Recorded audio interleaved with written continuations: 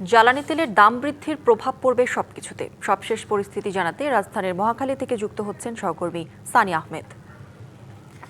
সানি, সংকটের মধ্যে তো জ্বালানির দাম বাড়ানো হলো এবং জ্বালানির দাম বাড়লে দেখা যায় যে এর প্রভাব সাধারণের জীবনযাত্রায় কিন্তু পড়ে। তো সাধারণ মানুষ কি বলছে আপনার মাধ্যমে জানতে চাই।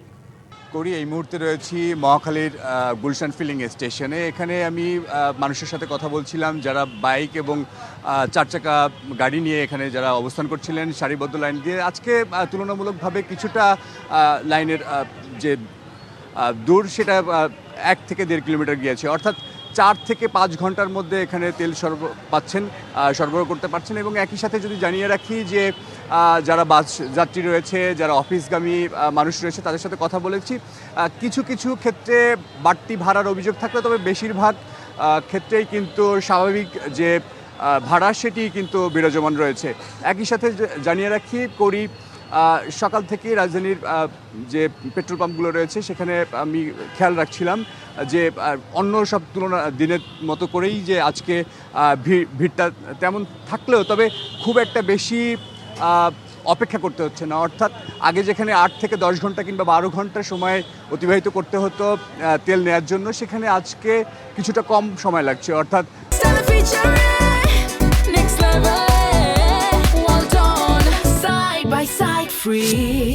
4 থেকে 5 ঘন্টার মধ্যে তেল পাচ্ছে। তবে সাধারণ মানুষের মধ্যে একটা আতঙ্ক বিরাজ করছে। অর্থাৎ যে জ্বালানির যে সংকট এবং এই যে জ্বালানির যে জ্বালানি তেলের যে দাম সমন্বয় করা হয়েছে, সেই সমন্বয় করার পরে সাধারণ মানুষ বলছে সব কিছুরই হয়তো দাম বৃদ্ধি পেতে পারে।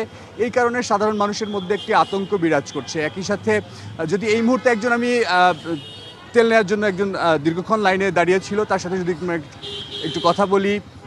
আপনি কতক্ষণ দাঁড়িয়েছিলেন এবং কোনো রকম অন্য দাম সমন্বয় করার পরের থেকে আপনার একটু স্বাভাবিক হয়েছে কিনা? না, আমি 7টার সময় লাইনে দাঁড়াইছি, 7টার থেকে এখন পর্যন্ত আসছে এই ইয়েতে।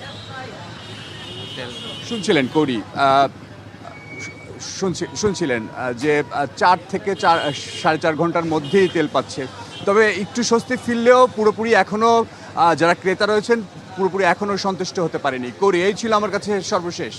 সানি, ধন্যবাদ আপনাকে।